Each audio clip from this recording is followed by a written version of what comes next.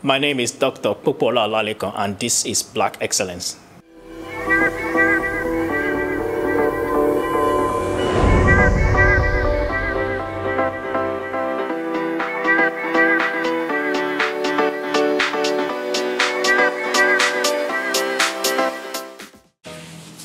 Can you tell us your name and what you do? So my name is Dr. Popoola Olalekan. I'm a research scientist. My main work is I work on atmospheric science, but majorly on air quality monitoring. So my job requires that I use model and also instrumentation to try and address the problem of air quality. What is your background, and can you tell us a bit about your career journey? Okay, so my background, I did my first degree and second degree in Nigeria, and on completion of that, I came to the UK in 2009 to start my PhD at the University of Cambridge, working on air quality, and I finished in 2012, and I've stayed on within the university to continue as a research associate, and that's what I do up till now. And that work has taken me into designing instrumentation and using those instrumentation to try and address the problem of air quality, particularly pollution, outdoor air quality and indoor air quality. What would you say your job entails day to day if you were to tell us a bit more about what it means to be a research scientist? So my day-to-day job sometimes involve like I said, designing of this instrumentation, but the key aspect requires the characterization and calibration of this instrument, because the instrumentation that are being designed to complement the existing way that we measure air quality both indoors and outdoors, and also try to design instrument that we as an individual can carry around. So one aspect is trying to do that characterization. And once that's done, my other aspect of my research involves data analysis and data interpretation, because that's really key, because some of the results from the work that we do goes a long way in shaping policy, or at least trying to see if some of the policy intervention put in place by government are actually working. So in order to be able to evaluate that, we need to do proper data analysis. And that doesn't only restrict itself only to the instrument I'm working on. There, I can also look at data from other existing instrumentation that available out there. So my job essentially what involves, trying to check the performance of instrumentation and trying to do some big data analysis and data reporting and results and result presentation. What are your biggest challenges that you currently face as a Black and ethnic minority person in your day-to-day work as a research scientist? I can talk from my experience in Cambridge, because Cambridge got a very high standard and is trying to meet some of the requirements of having people from ethnic minority as part of the research group, and they've tried as much as possible to meet the Athena Swan standard. So the challenges I faced mostly was when I moved to the UK, and that required me trying to move away from a thought-based background, which is what we have back in my home country, to an environment where you're actually doing more of research, and you have to be a bit more innovative, and you have to be pragmatic in your approach to research, rather than require your mentor, your line manager, your supervisor to be the one guiding you. So you have to be a bit initiative. So that, at the beginning of my PhD, was a bit of a challenge. As someone of a Black and minority background, of course, you have this thing about trying to represent your community, and you are also a flag bearer for your community. So you want to always be at the best of yourself, and that requires you being able to keep a very high standard both in your work and your the way you socialize with people, essentially, because you're an ambassador for this community, and you have to keep that standard high. And for someone working in a top university like Cambridge, I think that's really key because you can shape and influence how people view, people from this background, and you have to be a very good ambassador.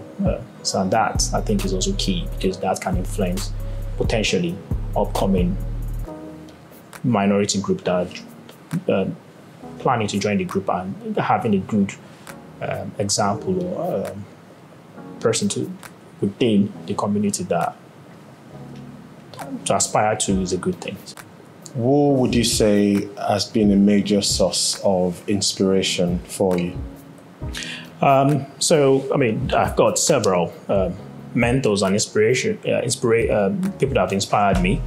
And so right from when I did my high school down to my primary school and even doing my undergraduate, all in Nigeria.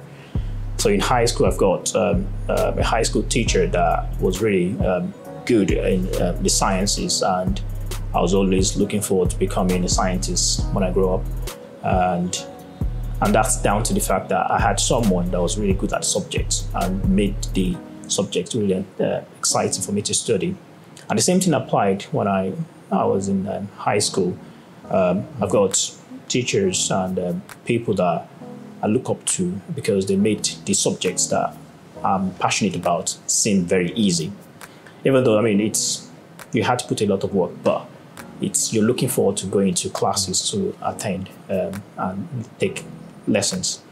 But the main inspiration was also a visiting professor in my undergraduate university. He saw the potential in me and actually encouraged me to actually apply to an international university because he felt I had the right qualities and qualification and skill sets and ability to be able to do research away from Nigeria, because we are one problem with developing and low-income countries that we've got the right teaching expertise or research because of the infrastructure is very limited. And in order to be able to have that complement that missing part of research, the best thing or the most thing that we young scientists do is to seek opportunities abroad to be able to have that balance in your academic qualification or academic experience. So he encouraged me to actually apply to international university. And finally, there's a colleague of mine that also inspired me as well. I met him in one of the compulsory 1-year service program that we're doing back in Nigeria. And he was on the same trajectory career-wise as myself. He was also looking forward to coming to an international university to pursue his doctorate degree. And we had a mutual influence on each other, and it was very, very inspirational because there are aspects that I could advise him on, and there are things that he advised me on that I would have never thought about. And I think in life as human, you meet different people at different stages in your life, and they would have different impact on you. And these are some of the key people that have actually helped shape the person I am today.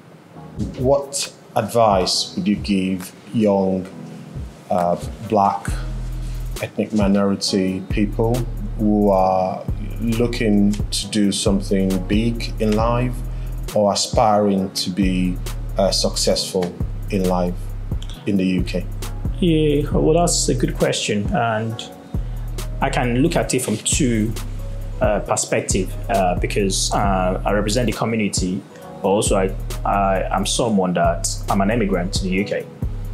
So the first thing is, just as someone that represents the community, I think any Black or minority individual trying to aspire to become a scientist or any aspect of life, I think the first thing is you have to believe in yourself and you believe that you can do this. And the other thing I want to break is this taboo or belief that the minority of Black and minority group believe that you can't make it, or at least it's a daunting challenge to go to Oxbridge, either Oxford or Cambridge. I think that you shouldn't set a very low standard for yourself. You should think, or you should believe in yourself that you can make or perform well, or at least aspire to go to these institutions. So the first thing you should do is that when the opportunity comes for you and you to apply to a university for your undergraduate degree, and you have the academic qualification to go to any of these top universities, because it's your right to apply for these high profile universities too. And these top universities are actually encouraging diversity now. So you shouldn't limit yourself and think it's beyond something that you can achieve, because I think that in itself limits how well, if you don't set a standard for yourself, or you've assumed that you can't hit or get an entrance into the university, then of course you've limited yourself. So I want people from this community to believe that they can make it to Oxbridge or any other top university, be it in the world. That's the first thing, and one way of doing that is just believe in yourself. And the other thing is, even when you do make it to these places, you have to strive and remember that you're an ambassador for this community, and try to be a good ambassador both academically and socially, and be mentors for up and aspiring minority. So if you need to go back to your high school and give talk to them, that would be great, because this makes it very real for aspiring youngsters, because they can relate to you, and that way they feel inspired to be able to make some of this challenge.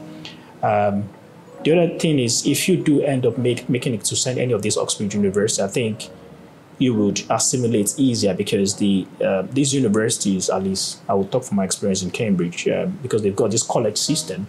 It allows you to interact with multicultural people of multicultural background, and that in itself breaks the barrier for you, and you feel relaxed. But don't feel too relaxed, because you should know that, like I said, you are an ambassador for the community. You should make it.